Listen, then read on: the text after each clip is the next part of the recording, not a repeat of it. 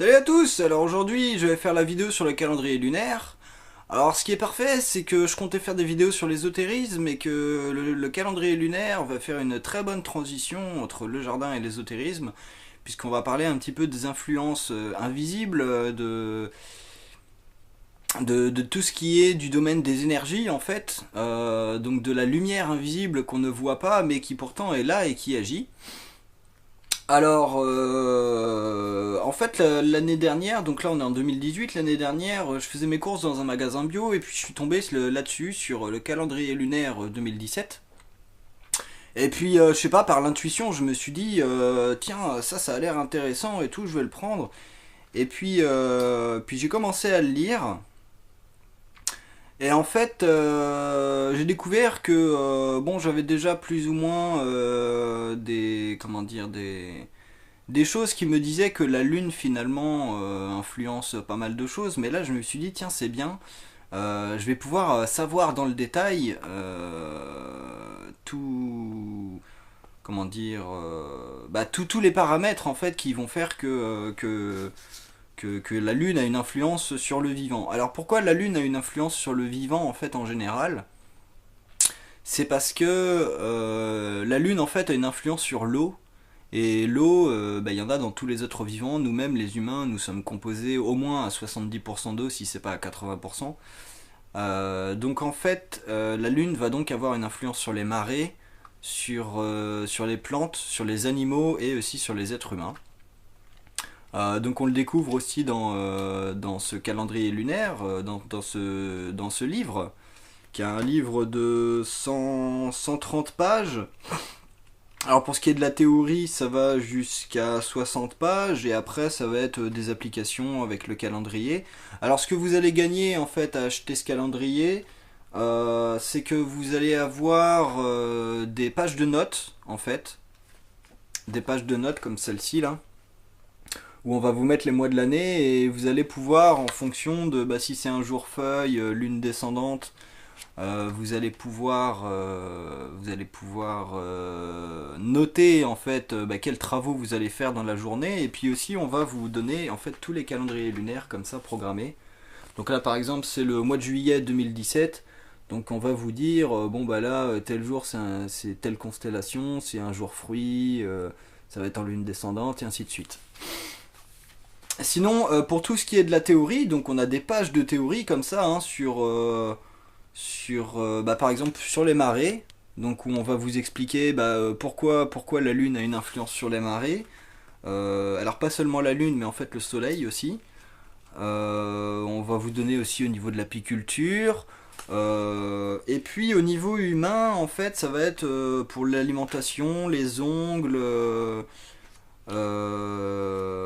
les cheveux, les poils, à quelle période est la plus favorable pour se tondre la barbe par exemple ou pour se couper les cheveux. Et en fait, donc tout ce qui est de la théorie, vous allez pouvoir la retrouver sur calendrierlunaire.fr. Donc le site là qui est en bas, calendrier-lunaire.fr. Et donc après, donc vous pouvez vous informer en fait sur ce site au niveau théorique. Et puis ensuite, pour ce qui est des petits bonus en fait qu'on vous donne à l'achat de ce calendrier, en fait vous allez pouvoir les faire vous-même. Donc pour ce qui est de tous les calendriers programmés comme ça, alors en fait ils ne sont pas programmés, c'est des gens qui étudient les constellations, les paramètres, tout ça, et qui font des calculs.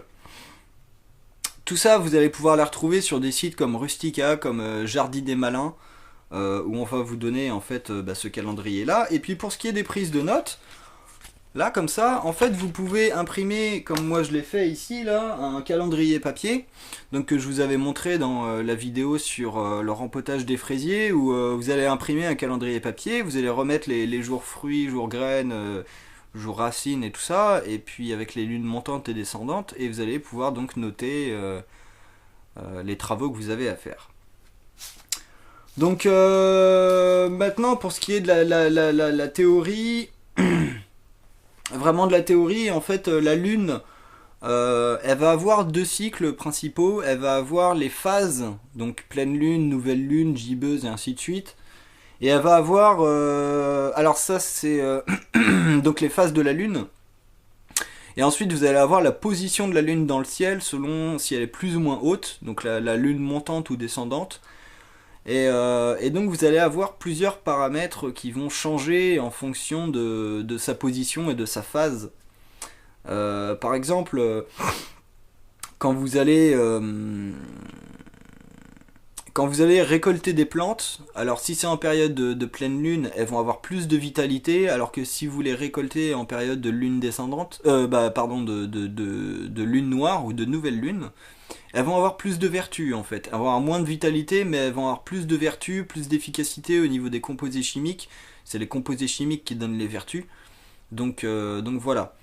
Alors, je regarde juste parce que j'ai pas la mémoire à ce niveau-là. Pour la lune croissante et décroissante, donc ce qui est des phases de la lune, en fait, on appelle ça la révolution lunaire synodique et elle dure 29 jours, 12 heures et 44 minutes. Retenez surtout 29 jours et 12 heures. Et ensuite, on a le cycle donc des montantes descendantes qui lui se nomme révolution lunaire périodique qui dure 27 jours, 7 heures et 43 minutes. Donc en fait, on va dire qu'au début, quand la lune était pleine, elle était montante. Et puis ensuite, comme il y a un décalage, qui a 2 jours de décalage en fait entre les cycles, et bien progressivement ça se décale. Et là par exemple, alors aujourd'hui on n'est pas loin de la lune noire. Euh, la lune noire qui est le 15 février, et on passe en lune montante le 12. Donc voilà. Alors pour ce qui est de la lune montante et descendante, c'est surtout à ça qu'on va se fier au jardin en fait. Par rapport à en fait quand la lune est montante, toute la sève va monter dans les plantes, dans les parties aériennes en fait, dans les branches. Pour ce qui est des récoltes de fruits, ça va être beaucoup mieux de les faire en lune montante.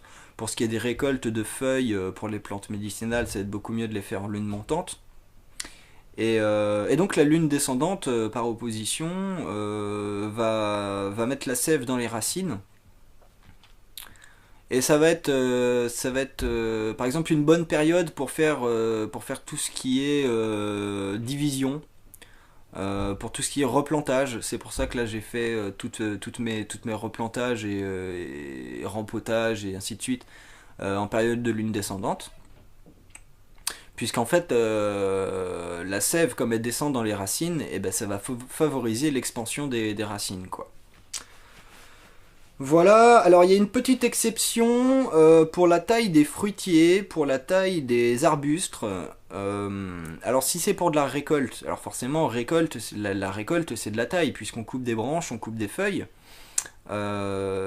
Si c'est pour avoir des vertus dans les feuilles ou dans les fruits, vous allez faire ça en lune montante. Par contre, si c'est pour tailler et que vous voulez éviter que les plantes repoussent trop vite, par exemple pour des arbustes, des tailles de haies, vous allez faire ça plutôt en lune descendante, puisque ça va permettre en fait que comment dire, les branches repoussent moins vite.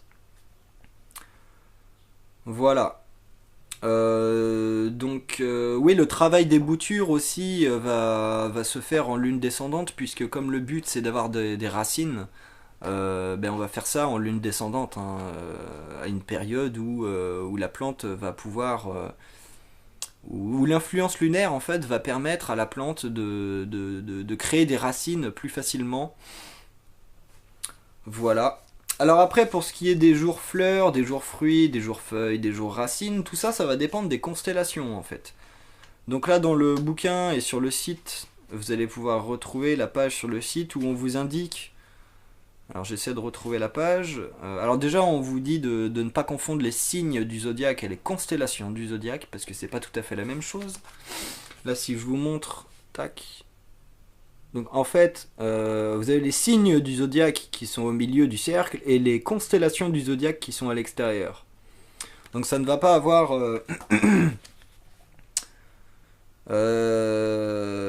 ça ça va être assez différent en fait, les signes et les constellations du zodiaque. Par exemple, là on nous dit les constellations du zodiaque sont des groupes d'étoiles auxquels les hommes ont donné des noms, donc bélier, taureau, gémeaux, etc. Et ces groupes sont de dimensions variables. Les signes du zodiaque correspondent à un découpage du zodiaque en 12 parties égales de 30 degrés qui démarrent au printemps, point vernal, avec le signe du bélier. Donc pour ce qui est des jours fruits, ça va correspondre aux constellations du feu en fait, le bélier, le lion, le sagittaire. On nous dit que l'activité des plantes se polarise surtout sur l'élaboration des fruits et des semences. Ce seront de bonnes dates pour encourager la production, travail et semis de tomates, des haricots, des pois, des pommes, donc tout ce qui est légumes, fruits. Lorsque la lune est devant une constellation de terre, taureau, vierge, capricorne, la plante privilégie les racines et les écorces. Donc les jours terre correspondent aux jours racines. Les constellations de terre correspondent aux jours racines. C'est le moment de semer, de planter ou de s'occuper des carottes, des pommes de terre, des asperges, des céleris, des panais et autres légumes poussant dans le sol. Lorsque la lune est devant une constellation d'air, le Gémeaux, la Balance et le Verseau, c'est la partie fleur de la plante qui est prioritaire. C'est pourquoi les légumes fleurs tels que les choux-fleurs et artichauts, et les fleurs ornementales comme les rosiers ou d'autres fleurs, seront privilégiées à ces époques. Et lorsque la lune est devant une constellation d'eau, le Cancer, le Scorpion et le Poisson, l'activité de la plante favorise les feuilles. Ce sont de bonnes périodes pour semer, entretenir les plantes feuilles, salades, épinards, bêtes, poireaux, choux, etc. Alors, comme on vous dit, les constellations du zodiaque sont des groupes de dimensions variables. En fait, pour simplifier, on considère que dans une année, 12 constellations, donc 3 x 4, 12, on va diviser donc on va diviser chaque comment dire, on a 12 mois dans une année, donc on va diviser comme ça. Je sais pas de chiffres là, j'ai un peu du mal à expliquer. Mais en fait, on va diviser de manière égale. Alors qu'en fait, dans la réalité, c'est pas tout à fait comme ça que ça fonctionne. C'est pour ça qu'on a des périodes avec des jours fleurs, par exemple, qui durent 4 jours. Ensuite, on a une période de jours racines qui dure 3 jours. Et puis le mois suivant, on a une période de jours fleurs qui dure 2 jours. C'est simplement parce qu'en fonction de la constellation dans laquelle on est, la période va être plus ou moins grande. Alors là, comme ça, j'ai pas le détail. Il faut regarder sur des sites d'astrologie, ils vont vous donner cette explication, mais il me semble par exemple que le Capricorne c'est une des plus grandes constellations. Donc quand on se trouve dans le Capricorne, alors il me semble que c'est un jour Terre, que c'est une constellation de Terre, c'est ça. Donc on va avoir une grosse période de jours racines en fait. Et puis ensuite il y a des constellations qui sont beaucoup plus petites. Donc on considère que la moyenne ça va être en fait on considère pour simplifier qu'on va être dans une moyenne de temps de jours, mais en réalité il y a des constellations qui sont donc plus grandes que d'autres, donc plus grandes que la moyenne et d'autres plus petites que la moyenne. Je vous mettrai une image parce que là j'ai pas l'image sous les yeux, mais je l'ai sur l'ordinateur, je vous la mettrai au montage, où vous pourrez constater que il y a des constellations qui sont plus longues que d'autres. Donc après, les signes, eux, on considère qu'ils sont plutôt réguliers en fait. Voilà. Donc comme je vous disais, l'avantage de ce livre calendrier lunaire, c'est que vous allez avoir les calculs qui sont déjà faits, vous allez pouvoir prendre des notes, mais finalement, vous pouvez simplement vous informer sur le site, et puis ensuite trouver sur d'autres sites gratuits ce qui vous manque, hein, donc les calendriers déjà faits. Vous allez pouvoir faire vos prises de notes à partir d'un calendrier que vous allez refaire. Donc je vous disais aussi, vous allez trouver par exemple les calendriers sur Jardinet Malin, sur Rustica, sur Gerbeau, et il y a aussi d'autres sites. Ensuite pour savoir en quelle phase lunaire on est, vous avez aussi pas mal de sites comme ça. Alors vous avez par exemple calendrier lunaire 365 qui va vous donner qui va vous mettre en fait le mois, il va vous afficher le mois et il va vous donner le jour. Donc là par exemple on est le 11 février, il va vous dire hop 11 février on est en telle phase de la lune, à telle position, et ainsi de suite. Et puis donc vu que vous avez tout le mois qui est affiché, vous allez pouvoir voir, bah oui, la pleine lune apparaît à tel jour, la nouvelle lune apparaît à tel jour. Je vous mettrai tous les liens utiles hein, en description de la vidéo. Voilà. Donc bah là après j'ai pas tellement d'exemples à vous prendre spécifiquement au niveau pratique parce que là je crois que on est toujours en lune descendante. Alors si après il y a un truc que j'ai oublié d'expliquer, c'est tous les nœuds lunaires. Vous avez en fait tous les mois vous avez au moins une périgée, une apogée et un nœud lunaire. Et ça va être des périodes en fait où on vous déconseille de jardiner parce que c'est des périodes de perturbation. Et alors par exemple quand le... En fait on vous déconseille de jardiner 6 heures avant et 6 heures après le nœud lunaire. Donc par exemple si le nœud lunaire est à 10 heures, ou l'apogée ou la périgée est à 10 heures, 10h30, on va vous dire il ne faut pas jardiner à partir de 4 heures du matin, si je compte bien, oui à partir de 4h30 et jusqu'à 16h, jusqu'à 16h30, puisque c'est 6 heures avant, 6 heures après. Voilà, donc ça c'est des choses qui peuvent être importantes à savoir, parce que si vous jardinez en plein sur un nœud lunaire, vous allez peut-être avoir des perturbations au niveau des plantes, ce qui ne va pas favoriser le travail en fait. Alors que le but justement de jardiner avec la lune, ça va être de bénéficier de l'influence lunaire pour le travail au jardin. Et donc comme je vous disais, ça va même encore plus loin que le jardin, puisque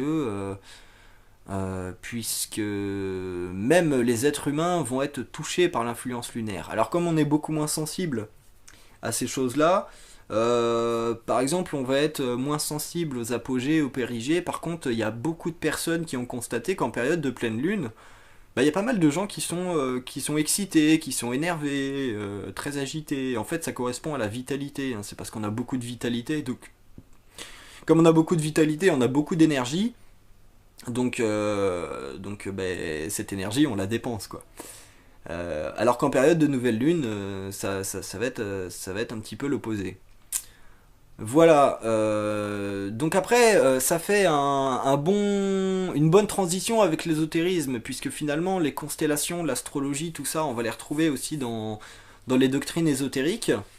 Bah, par exemple en astrologie, typiquement, où les gens vont faire des thèmes astro, pour les spécialistes en astrologie, ils vont faire des thèmes astro, donc ils vont se fier aux constellations et aux signes.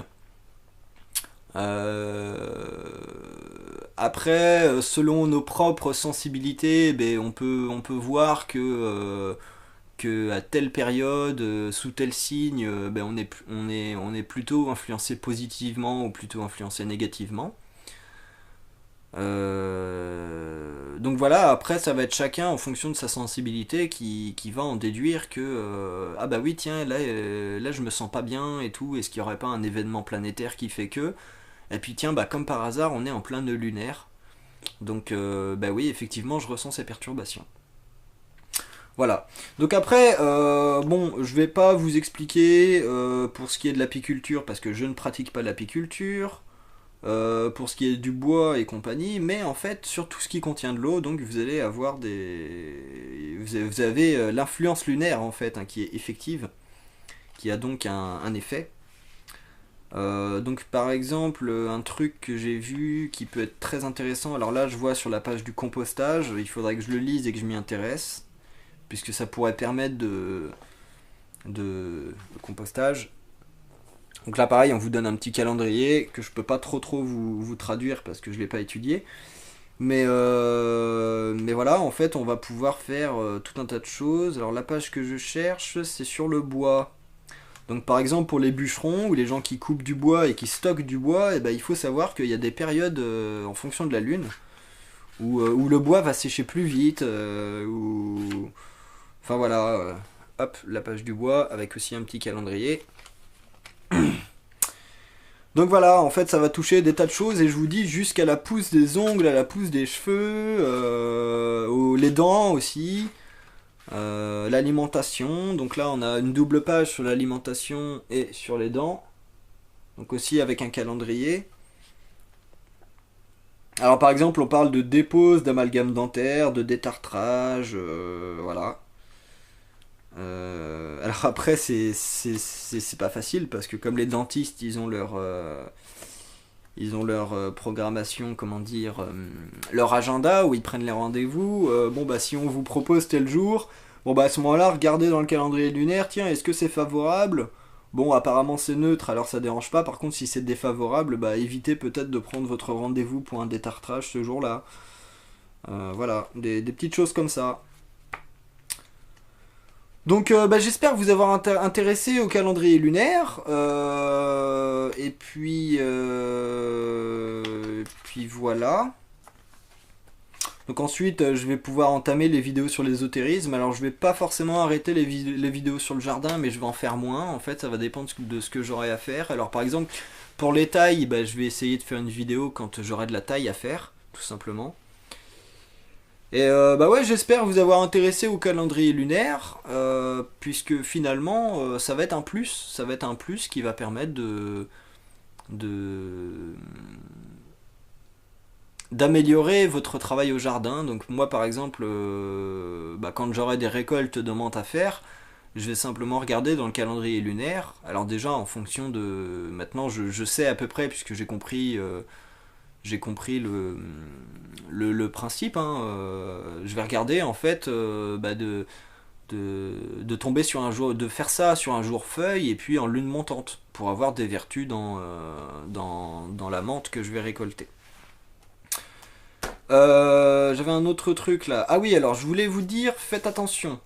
Parce que moi au début je confondais, je pensais que le jour racine c'était forcément une lune descendante. En fait non, les jours correspondent vraiment au type de plantes sur lesquelles vous allez travailler. Donc les jours racines ça va être tous les légumes racines, comme cité là dans le calendrier, les panais, les carottes, les oignons, puisque ce sont des bulbes en fait des racines. Euh, et en fait pendant les jours racines vous allez aussi avoir des lunes montantes. Donc par exemple, un travail à faire pendant un jour racine en lune montante, ça va être de couper les fleurs ou de les semer en fait, simplement de les semer. Puisque la lune montante en fait elle va agir au niveau des semis. Vous allez voir sur Jardiner Malin ou Rustica que bah, pendant les périodes de lune montante où on vous conseille de faire des semis, donc par exemple, ça va être de semer des carottes, des graines de carottes. Voilà. Donc bon, je suis désolé si je suis un petit peu confus, parce que là je suis pas au meilleur de ma forme pour expliquer les choses. Mais en tout cas, j'espère vous avoir intéressé sur le calendrier lunaire. Et puis si vous avez mal compris ce que j'ai tenté de vous expliquer, ben, n'hésitez pas à chercher par vous-même. Hein. Je vous rappelle le site calendrierlunaire.fr. Donc là, on va vous redonner toutes les informations que vous avez dans ce livre. Et puis bah après, c'est à vous d'expérimenter en fonction de ce que vous avez appris. Et vous allez voir qu'effectivement, c'est bénéfique. Voilà, je vous dis pas que je vous donne des vérités, je vous dis, moi je vous donne des informations, faites-en ce que vous voulez, et pour ceux qui expérimentent, ils vont voir que bah, y a des effets. Voilà. Donc bah, je vous souhaite bon jardinage, bonne exploration du calendrier lunaire, et à plus tard pour de prochaines vidéos.